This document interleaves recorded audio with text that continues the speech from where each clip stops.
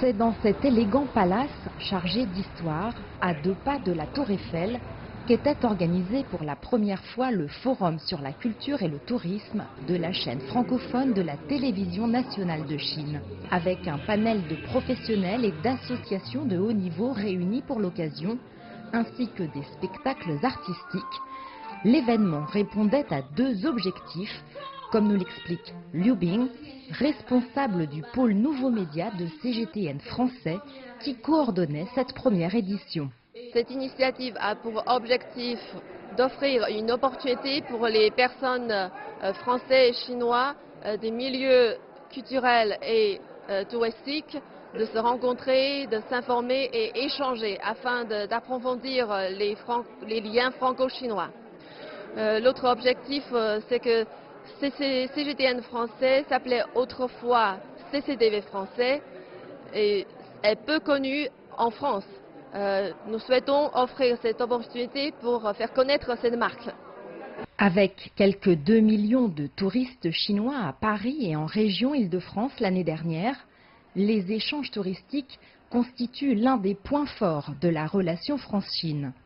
Un résultat dont se félicitent les autorités en charge du secteur, tout en soulignant l'intérêt d'associer culture et tourisme.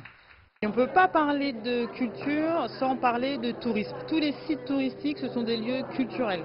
Donc lorsqu'on visite un site, que ce soit le musée de la Grande Guerre à Meaux, que ce soit le château de Versailles, que ce soit la cité médiévale de Provins, il y a de l'histoire, il y a du tourisme et bien évidemment des parcours touristiques pour les touristes. Côté Chine, le tourisme a lui aussi connu une envolée ces dernières années. Une évolution qui a pu voir le jour grâce à des partenariats, notamment avec la Fédération internationale du tourisme, créée il y a 50 ans par le général de Gaulle. Ils sont 7e rang du tourisme, la Chine maintenant. Grande évolution. En l'an 2000, ils étaient 41e.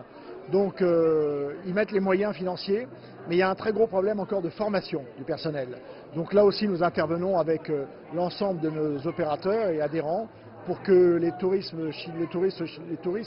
soient mieux accueillis en Chine par rapport à la formation des employés d'hôtel, des employés de la restauration et autres. Plus largement, culture et tourisme constituent 2 vecteurs de choix pour les échanges de toute nature entre les pays, en stimulant la connaissance de l'autre et la compréhension mutuelle. Une mission dans laquelle la Chine prend une part active, notamment avec l'initiative Ceinture et Route.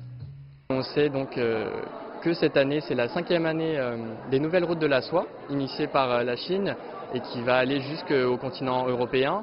Et je pense que notre forum aujourd'hui s'inscrit tout à fait dans ce projet-là, un projet qui va unifier, qui va relier les populations entre elles. Et je pense que c'est important que les populations françaises, chinoises se connaissent mieux.